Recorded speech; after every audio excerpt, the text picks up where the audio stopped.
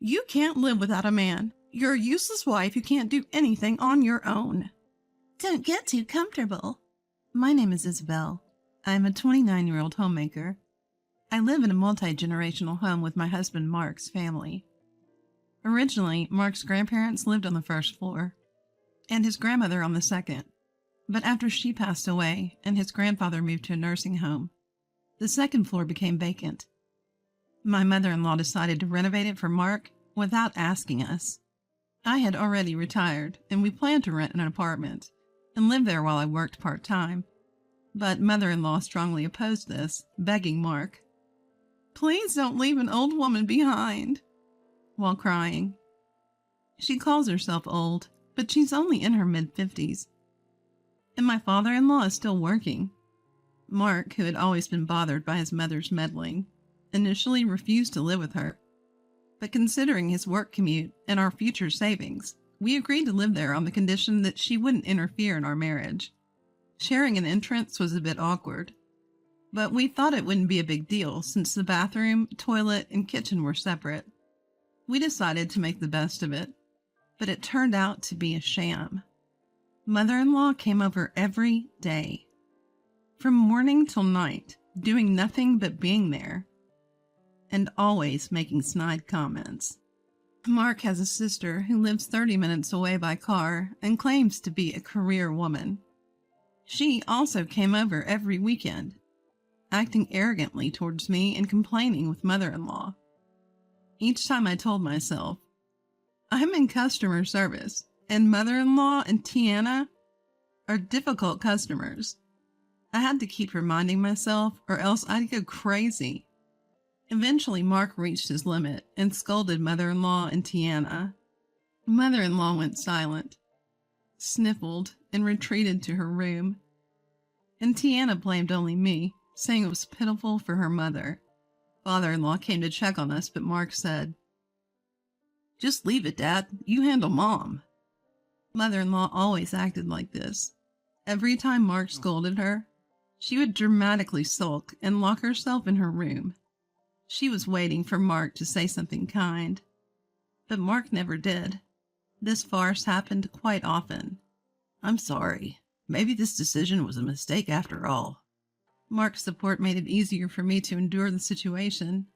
In the neighborhood, there's a middle school student named Jake, who's related to Mark's family. He and Mark have been close for years, and recently, Mark had been tutoring him at home on weekends. Despite being scolded by Mark, mother-in-law and Tiana still tried to snoop on their study sessions. But Jake would bluntly say, "You're interrupting." During a study break, Tiana started bragging and then said, "Maybe I should start dating without being so picky." Jake flatly responded, "That's impossible because you have a bad personality." Unfazed by Tiana's irritation, he continued to put her in her place. "I'm leaving. I feel sick. I have a class to attend." Tiana stormed out shouting, "It's Spanish class," as she stomped down the stairs. Gradually, Tiana started avoiding Jake and stopped coming over. He had successfully repelled her. Later, Jake told me, "Those people used to harass my mom. They even picked on my girlfriend recently. I like Mark, but I can't stand them." I felt oddly satisfied and thanked him. Life was comfortable for a while since Mark had blocked mother-in-law and Tiana stopped visiting, but then tragedy struck. Mark received orders for a 3-month solo assignment far away. I was devastated, but had no choice but to accept the company's decision. It can't be helped if it's a company order. I suppressed my gloom and saw Mark off with a smile. The next day, I was jolted awake by the sound of someone rushing up the stairs.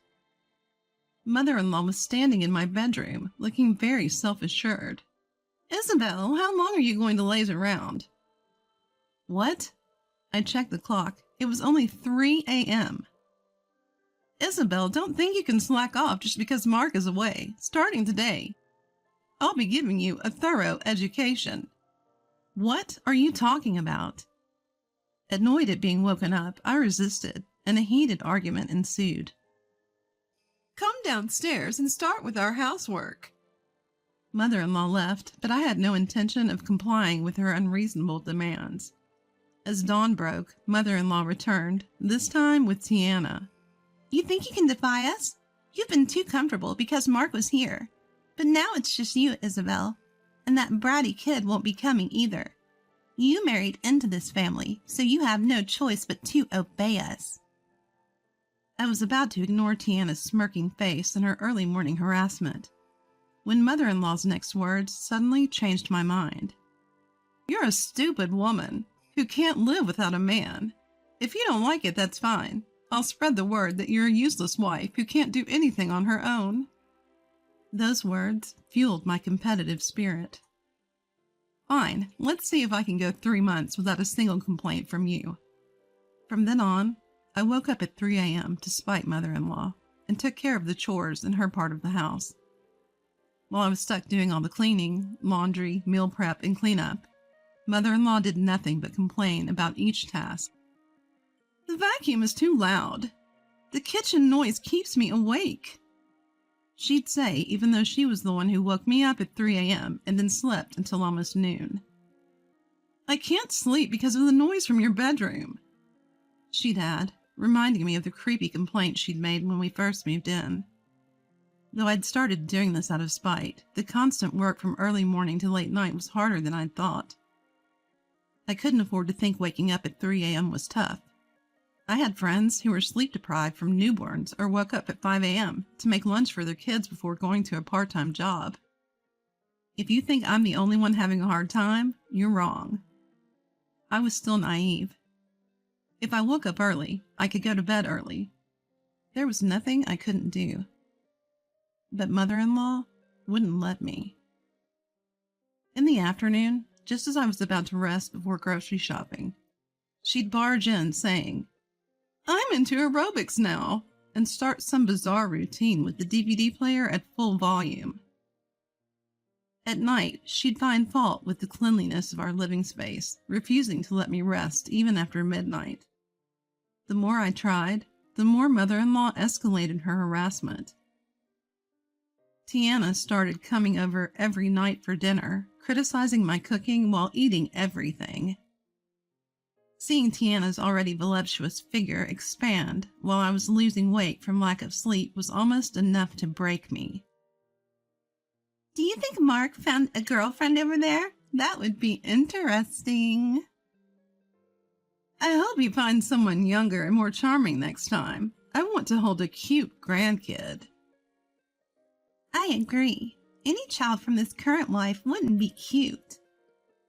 Listening to them joyfully badmouth me, I lost the energy to argue. I wanted to tell Mark, but he was also working hard. If he had to listen to constant complaints between his wife and mother, he might get fed up and actually start cheating. I couldn't bear the thought of losing Mark. That's why I never spoke up about anything. One day, a parade of contractors started showing up at my mother-in-law's house. They brought in new appliances like rice cookers, washing machines, and microwaves, as well as furniture like dining tables and beds. It's all getting pretty old, so I decided to replace everything, my mother-in-law announced, flashing an envelope in front of me. My eyes widened. That was the money I had carefully tucked away in my bedroom drawer. How dare you secretly save money from my son's earnings? And those tacky undergarments? How disgraceful! I couldn't believe my ears. Did you go through my bedroom? Unashamed, she replied. Don't make it sound so bad. I was just helping you with the cleaning. Laughing as she spoke. I was trembling with a mix of disgust and anger. The money wasn't secretly saved. It was a fund Mark and I had been building together for emergencies. I couldn't forgive her, not just for invading my privacy, but for stealing from me. Mother-in-law, this is a crime. She scoffed. Crime? Within family? Don't be dramatic. We're letting you live here. Think of it as a gift for your parents. Just then, I saw my father-in-law, who usually turns a blind eye to her snide remarks, trying to sneak away. Our eyes met, and he mumbled something under his breath as he left. My mother-in-law looked at me triumphantly. Oh, by the way, next week is our wedding anniversary. We've invited some relatives, about 15 people. It'll be fun. Isabel, make sure you entertain them well so I don't get embarrassed. I was so frustrated that I ran upstairs and cried where no one could hear me. Am I really as useless as my mother-in-law and Tiana say, unable to do anything on my own? I blamed myself for a moment, but after crying for a while, I found my own stubbornness ridiculous. Why am I crying over what these people say? That's when I decided to take refuge at my parents' house until Mark returned. When I told Mark, he scolded me for keeping silent for so long. He also apologized to me repeatedly. When I told him I planned to move out the next day, Mark made a suggestion, and I immediately decided to act on it. The next morning, I started by apologizing to my mother-in-law. While my mother-in-law gloated and made snide remarks, I calmly went about my chores. When she took her afternoon nap, I contacted the relatives we'd invited. I then gifted my in-laws a 3-day, 2-night trip voucher saying it was from Mark. Mark will be back for the celebration. You can relax until the day, and we'll have everything ready for a grand celebration when you return. My mother-in-law was thrilled, flipping through the travel brochure. Tiana, realizing she'd be alone with me, decided not to visit during that time. This allowed me to prepare in peace. Once my in-laws left for their trip, the movers arrived and efficiently cleared out their belongings. Around that time, Jake and Katie happened to pass by the house. We exchanged nods, and Katie and I shared a knowing smile. After all the work was done, I booked a room in a business hotel and called Mark, who said he was on his way. I couldn't wait for him to get back. That evening, both our phones started buzzing with calls from my mother-in-law. After ignoring several, I finally took a deep breath and answered. What is the meaning of this? Explain yourself. Ignoring her shrill voice, I calmly said, We'll be right there, and hung up. Mark and I nodded to each other, held hands, and headed to my in-law's house. As soon as she saw me, my mother-in-law lunged at me, but Mark held her back as we entered. The living room was barren, not even a table or TV, and all the relatives were there. What is this? You're making me look bad. What have you done on such an important day? Nobody was upstairs, Mark. This woman did something terrible while we were gone. Leave her now. My mother-in-law and Tiana were screaming, ignoring the relatives, while my father-in-law just stood there silently. This was a decision made by both Isabel and me. We're not coming back here, Mark declared. My mother-in-law lunged at me again. Isabel, you've corrupted my son, you thief, taking our stuff. Mark restrained her, but as she tried to lunge at me again, I calmly said, Thief? Who's the real thief here? That was money Mark and I had saved. You rummaged through our home and used that stolen money? If you have anything to say, we can file a police report for theft and you can explain yourself there. Then, Ellie muttered, Wow, stealing money, that's low. Mother-in-law quickly turned toward the voice and blurted out, No, you've got it all wrong. My daughter-in-law gave that to me. She's just trying to set me up. Exactly. Who harasses their mother-in-law on such an important celebration? It's obvious who's lying here. But no one reacted, and an awkward silence filled the room. Isabel, apologize right now. You've ruined an important celebration. Apologize deeply in front of everyone. As mother-in-law grabbed my head and tried to force me to kneel, Katie spoke up. I think there's a misunderstanding. We're not here to celebrate an anniversary. Mother-in-law froze at those words. What? What are you talking about? As Tiana glared at Katie, Tilda, who was standing nearby, said with a smile, We're actually here to celebrate Mark and his wife moving out, or rather escaping. Why would we celebrate an anniversary for someone who gathered us all here just to harass Isabel? How dare you say that? Isabel, what have you told these people? Mother-in-law glared at me, her eyes filled with rage. Katie then said, Do you think we were oblivious? The whole neighborhood sees Isabel working hard from early morning, and you and Tiana have been, let's say, quite helpful to me as well. It's easy to imagine what you've done to Isabel.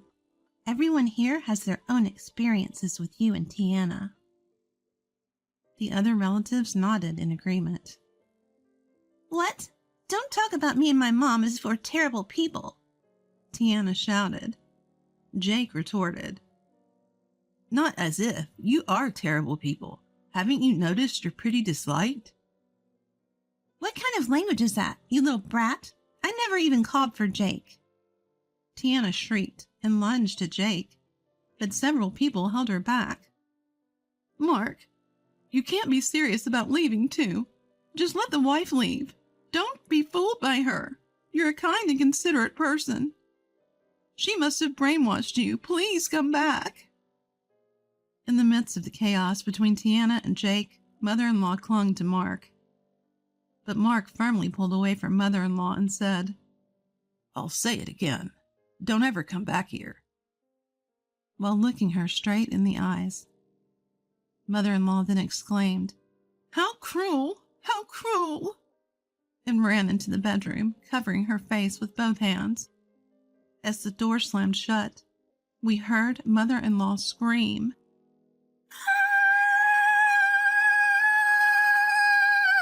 The bed is gone! I told mother-in-law, who wasn't shedding a tear, that's because they reclaimed what you bought with stolen money. I couldn't help but be amazed as I said it. To mother-in-law, who was standing there with her mouth agape, I said, This is my anniversary gift to you. I handed mother-in-law the anniversary gift and said, Please open it. Mother-in-law tore open the gift and yelled, What is this? It's a boomerang. You know, what goes around comes around. Bad words and deeds always come back at you. Always. I smiled at mother-in-law as I said this. Mother-in-law threw the boomerang on the floor and started screeching. Father-in-law didn't say a word throughout this whole ordeal. After that, we moved to Mark's new job location. Mark had requested a transfer, and it was approved. In our new home, we placed the appliances we had reclaimed from mother-in-law's house, but we immediately got rid of the bed because it felt creepy and bought a new one. Mark and Jake occasionally keep in touch, and I've also started to occasionally talk on the phone with Katie. Katie told me what happened to mother-in-law's family afterward. Tiana was secretly dating someone she met on a dating app and was thrilled to get married, but the guy turned her down the moment they met because she looked nothing like her photos. I wonder how much she edited those pictures. Tiana, who had quit her job in anticipation of getting married, couldn't pay her rent and now lives on the second floor where we used to live. And Jake, who was apparently very upset about being teased, started doing aerobics at home for weight loss. The noise is so loud that it's causing daily fights with mother-in-law, and the whole neighborhood can hear them. Mother-in-law continued to ignore her anger, but one day a crack appeared in the floor from Jake's constant jumping, leading to the biggest fight they've ever had. But that incident led Tiana to give up on her diet. And now she's just lounging around the house doing nothing. Surprisingly, it turns out that father-in-law, who always avoided conflicts as if they had nothing to do with him, had racked up debts. To escape from the hysterical and selfish mother-in-law and Tiana, he'd been frequenting bars and lavishing gifts on young women. When mother-in-law and Tiana found out, they berated him so much that father-in-law couldn't take it anymore and left a divorce application before walking out. That's the one thing that makes me feel some sympathy for mother-in-law, considering father-in-law's utter lack of responsibility. Mother-in-law, feeling abandoned by both her son and husband, sought help from relatives, but knowing her temperament, none of them offered any assistance. Mother-in-law and Tiana, who've treated father-in-law like an ATM for years, are now without income. I wonder how they plan to survive. Well, given their mentality of expecting everything to be handed to them, they'll probably find a way to get by. One day, while Mark and I were having coffee in our new room, he said, "Why didn't you tell me sooner? You could have gone back to your parents' house instead of enduring all this." I replied, "Because it was frustrating to be told that I couldn't do anything without a man. I was relying on you and Jake, and not doing anything myself." After thinking for a moment, Mark muttered, "The ones who can't live without relying on a man are those two, not you." During those tough days, I realized my homemaking skills had improved, so I started working as a housekeeper. It's surprisingly enjoyable. Of course, there are hard times, but I find true satisfaction in making people happy with what I can do. I even started getting requests for my services. Mark is supportive of my energetic work life. I have also started studying to become a certified nursing assistant through online courses, thinking about our future.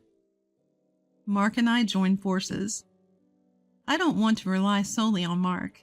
I want us to support each other. To protect this happiness, I'll keep moving forward, stronger than ever.